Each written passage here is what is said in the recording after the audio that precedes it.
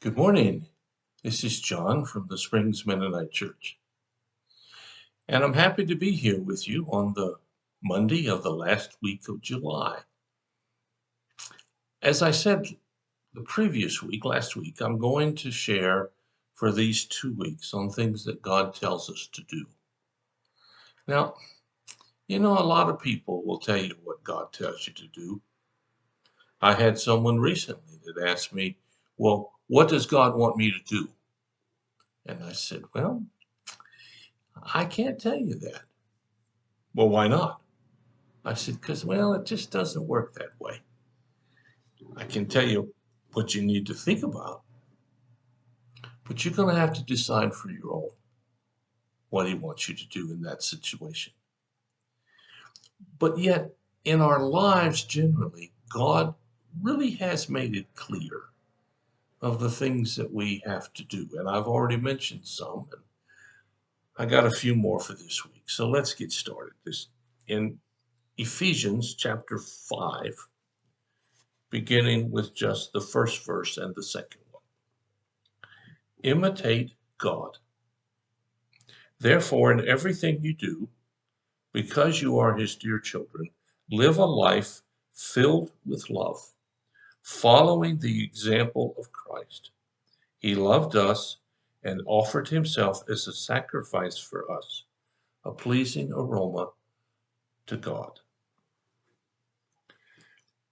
Well, this passage starts out with a command form of the verb. You did it with your kids. Sit down. It's not a question, and it's not a suggestion. It's a sit, do it, or be quiet. Now, that's not a would you please be quiet? It is a be quiet, do it. Don't ask, don't question, just do it. Well, when we parents say those things, we can be wrong. We can just not be all that compassionate. Maybe we're frustrated. Maybe we're just angry at somebody else. But when God gives us command, he really means it. And he's not doing it out of frustration.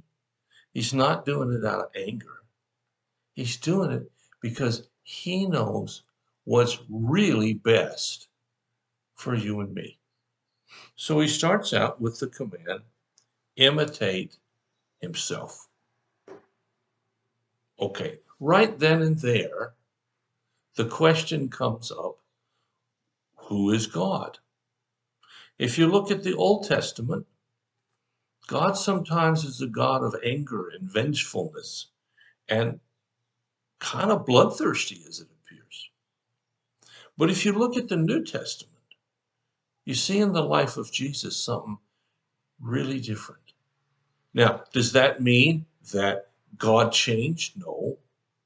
It means that we see different phases of who God is. And as a Christian, I'm convinced that the New Testament is the highest expression of the character of God. I'm convinced that Jesus' example as the only sinless one is really the ultimate example that we should follow. And it says here, imitate it. Now, okay, what does that mean? Well, it goes on and it really tells us, it says, live a life filled with love, following the example of Jesus. And in between those two phrases, it says, therefore, in everything you do, imitate God, live a life filled with love in everything that you do. Now, I hate to be kind of goofy here, but you know what? When it says live a life filled with love in everything that you do, that means in everything you do, express love. It really is pretty simple. Oh, I grant you it's complicated, But what it is we're supposed to do is really obvious here. We're supposed to live a life filled with love, love towards others. It goes on to say that he loved us, meaning Jesus, and offered himself as a sacrifice for us. He put our needs ahead of his needs.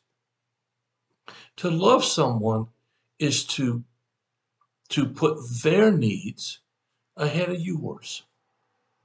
Now, when I talk to couples that want to get married, I say every time, look, a lot of people think marriage is 50-50. You give 50, you get 50. And I say that's wrong. And I mean that. Because a marriage is 100% giving and no taking. Let me say that again. Marriage is 100% giving and no taking. And so you might say, well wait a minute. That's not fair. Well, of course it is. Because if you are giving 100% and the other person is giving 100%, then you're both getting 100%. Instead of 50-50, it's 100-100. Now, I know we don't live that exactly, and I know that we don't embody that in everything that we do, but we should. But here, God is saying, for you and for me, to try and imitate. He doesn't say try, he just says do it. But I will say to the utmost of your ability, really, not just saying it, really to the utmost of your ability, imitate God by loving those around you. And so your natural tendency should be to demonstrate love, not criticism, anger, disgust, hatred, whatever those things are. You see, God has made it actually pretty simple. We are to be like Jesus. Now, when someone uses Jesus as an example to force someone to do something, to tell them all the laws they have to face, to condemn them, they're not being like Jesus. I know they may think they are, but there's not an example anywhere in Jesus' life where he did that. Even to the most wretched persons of his day, he demonstrated love and compassion. So, the word for today is here's what we need to do. You want to fulfill or be fulfilled or feel fulfilled? Give love every time, every chance, every opportunity.